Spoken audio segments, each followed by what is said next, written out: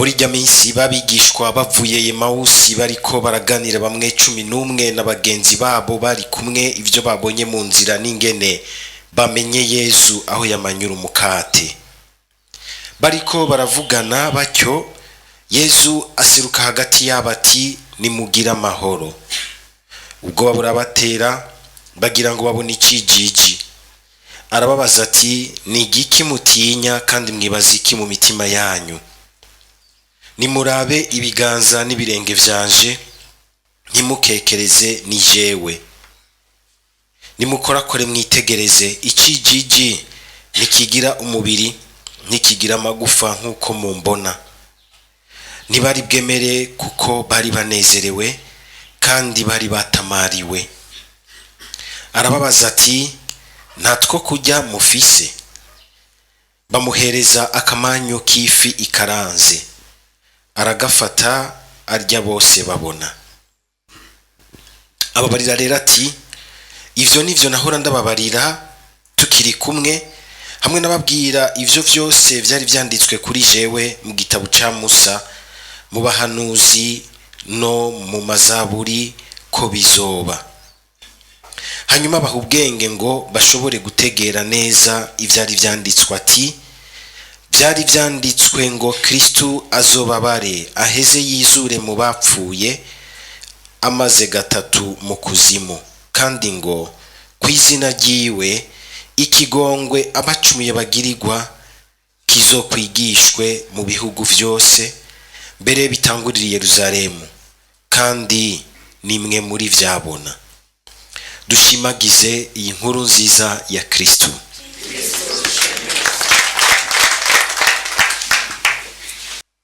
Biratangaje ingene Yesu azutse mu bapfuye aza agana bigishwa biwe akaza abazaniye inkuru nziza yuko Imana yagiriye ikigongwe abantu bose, na bamwe mbere baheruka kumusabira ngo abambwe ku musaraba. Mwumvise ingene Petero ariko arababwira ati arazi neza ko mwabigize kuko utamenya, ariko kandi harimwo uruhara rwanyu. Ni vyiza yuko mwakira ikigongwe abazaniye, ngo ivyiza Imana yabemereye kuva kuri basokuru banyu biheze bitahe mu buzima bwanyu. Iyi njiri twumvise ikurikirana niyo twumvise ejo abigisha b'Emawusi bamaze kumumenya abamanyuriye umukate, bagaca basubira inyuma bwije urugendo rw'amasaha 2 kubera akanyamuneza kenshi kuko bamubonye, bumva bati natwe reka tugende kubiyagira abandi. Bazero baratororokana uko Yesu yeretse uyu hariya undi yeretse hariya, nange kahana bari bakunze kuza barahurira.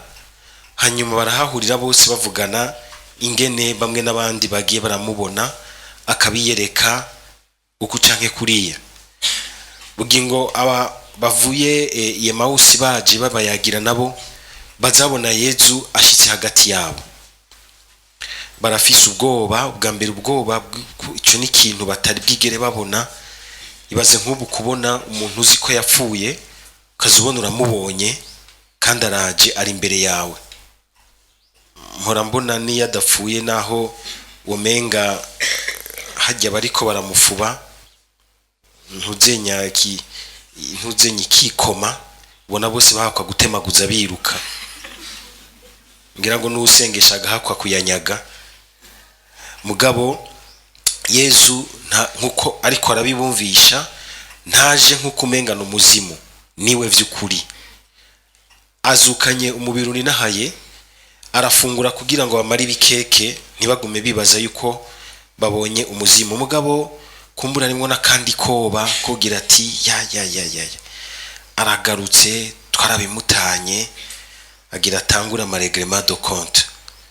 Wewe wari uvugisha ngo uzongwa inyuma vyakugendeye gute? Yari parara. We nawe gute uri ngaho? Sivyo bimuzanye. Azanywa ahubwo ni inkuru nziza yo kubabwira ati bijya vyose vyabashikiye Imana yari bizi. Mugabo kuba yari bizi ntivuga yuko mutagize uruhara rubi. Oya.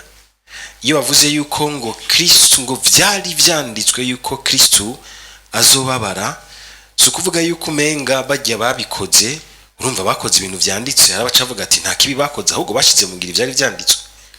Hoya barabikoze nyene. Yavuze yuko vyari vyanditswe, ivyari vyanditswe suko tuba babisha tukagira na umwana w'Imana. Mugabo icyanditswe nuko Imana hicoro tukimenye. Ico cyaranditswe kandi kizokwama cyanditswe yuko atagwanko rutsinda urukundo. Ntibishoboka.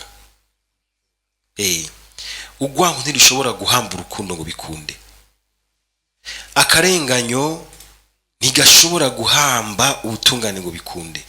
Impera n'imperuka bitabereye muri ubu buzima bizobera mu bundi. Vyitege ukorera muri ivyo, menya yuko uri gukorera ahantu uzotegerezwa gusozera nabi. Nuko vyanditswe. Yezu mu kuzuka mu bapfuye harimo no kutwemeza ati nta kibi gishobora gutsinda icyiza. Hari umwanya umenga kiriganje, kiriyemeye, kirateye ubwoba, bose barakukuma imbere yacu, bose bafise ubwoba, ariko impera n'imperuka muravyitondera murabe, iyo kipfuye kigenda mazima yongo, kandi wamenye kugerageza kwihambirira ku ciza muri uyo mwanya, ukabona ingene iciza camubayemwo gihavuye arico kidudubiza kikaja hejuru. Ivyo rero uko nukwemera gukomeye cyane, kugira ngo wemere ko ikibi gitsinda, ko iciza gitsinda ikibi, umuco ugatsinda umwijima, ni kimenyamenya cy'uko wemera yuko Yezu yatsinze urupfu, ko ubuzima bwatsinze urupfu. Nicyo tubona rwa rupfu dutwara ku mpanda canke dutwara muri Grand Seminaire, ni kuvugana cyane cyane rumwe ijambo ry'Imana ryita ngo urupfu rwa kabiri, rumwe rw'ibihe bidahera, ugapfa ukaja mu muriro udahera. Nivyo Yezu yapfuye agomba kudukiza, kuko twese uko twakabaye turimwo nogira ntubumara bw'ikibi. Mu kuzuka kwiwe agashaka yuko ubwo bumara bw'ikibi butoduherana ngo budute mu muriro udahera, ku buryo bw'uko mbere n'uwo bigoranye agasanga yasubiye kugwa, Yezu akamuhimba baziziwe. Mwumvise ingene iri jambo riguma rigaruka, ingene Petero mu gisomwa ca mbere abwira aba bariko baramwumviriza batangaye, aba bantu ni atari barakoze ikintu gikomeye, kabwira ati si twebwe, ni izina rya wa wundi muheruka kwica ryabikoze. Hari igihe Yezu adukoreramwe akantu tugaca tugira hasi kubura hejuru, umuntu agaca agomba kwipompa, agaca agomba kwerekana yuko umenga barazinanye gose na Yezu, n'umuntu kose akomeye kuri Yezu. Ntabigize ubwa mbere kugira ngo wewe bigaragare kukomeye, ahubwo ko ari wakomeye, kwaca ku buto buto bwawe agaheza agakora ibintu bikomeye bishobora no gusiga ubwenge abantu bakomeye. Kuko hazogera igihe ibi bihave bibakwega imbere y'abantu bakomeye, ngo babaravye ngo basanga barimwe abantu mbere batize vyinshi, muga bagatangara ingene bababwira amajambo y'Imana kandi bakayafatanya neza mu runani rutanga insiguro yumvikana ya mutima. Uzoshima yuko mutima ariko araguha neza amajambo y'Imana, arayanywanisha menshi, akaza aranywana agahurira mu kintu kimwe. Nayo bijya byo gufata akaverse kamwe gacu kiyugaranamwo ukagatahura ukwako konyene, urashobora kwihenda. Nukugasubiza mu runani rw'amajambo y'Imana.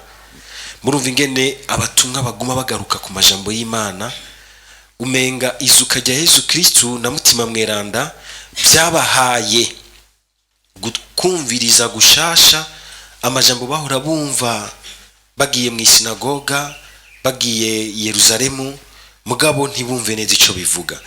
Nahamwumvise na Yezu aca ngo abaha ubwenge bwo gutahura ivyari vyaranditswe. Ijambo rikomeye Petero abwiye aba bantu akagira ati, ni kubwanyu Imana yasubije muzima umusavyi wayo, ikongera ikamurungika ngo abahezagire mu gukura umwe wese mu bicumuro vyiwe. Tugire Kristo. Mbega wowe umuhezagiro ukomeye n'uwuhe?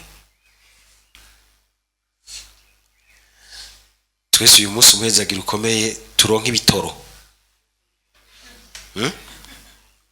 Umuhezagiro ukomeye turonka amafaranga. Umukobwa yatebanganye aronka umusore mwiza kandi afise amafaranga. Umusore ariko ararondera aronke umukobwa w'isugi. Mugora vyabo yononye agashaka umukobwa w'isugi. Ibintu by'amakontradisyon vyinshi. Umuntu pati wowe ushaka iki? Shaka yuko novuga bose bagaca bahinduka. Bose biconnecte ku Mana. Masera wewe igiye umuhezagiro ukomeye n'uwuhe? Jewe shaka iki? Mwese ugasanga umenga hari ikintu yita ko gikomeye. Mugabo uyu munsi ijambo rikatubwira yuko kuronka ikigongwe cy'Imana ku bicumuro vyacu ni ikintu gikomeye cyane.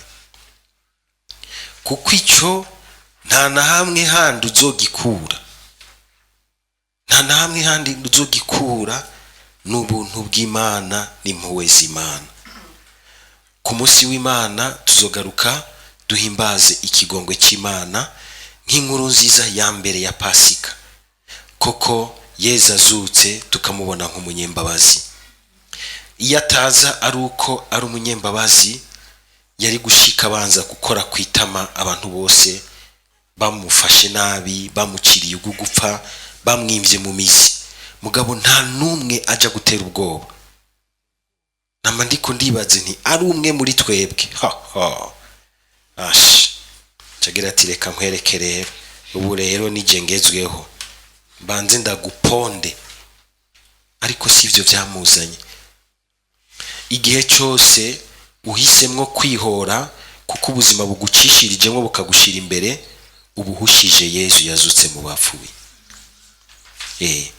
Ubuhushije gose Yesu yazutse mu bapfuye. Tumusabe kugira ngo natwe twame tumenya gutwara neza amabanga y'Imana, mbere ivya tugirira tugaheza tukabifatira ko kugira ngo bifasha abandi kwegera Imana.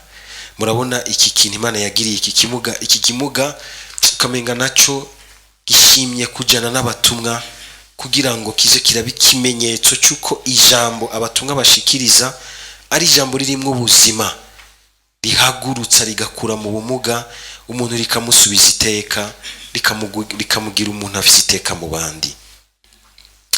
Tuzohimbaza ku munsi w'Imana, umunsi mukuru w'ikigongwe cy'Imana, nakaryo keza kugira ngo kandi tubandanye dusaba Umukama iyo ngabirano yo kumenya kwakira neza ikigongwe ciwe n'umuhezagiro ukomeye cyane.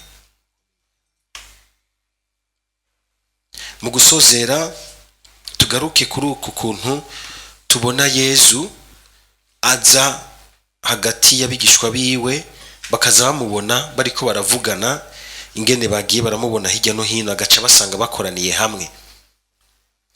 Igihe cyose dukoraniye hamwe rugira ntidukoranijwe n'urukundo rw'Imana n'ubwatoza ngo tutumana n'amaso yacu abari hagati yacu.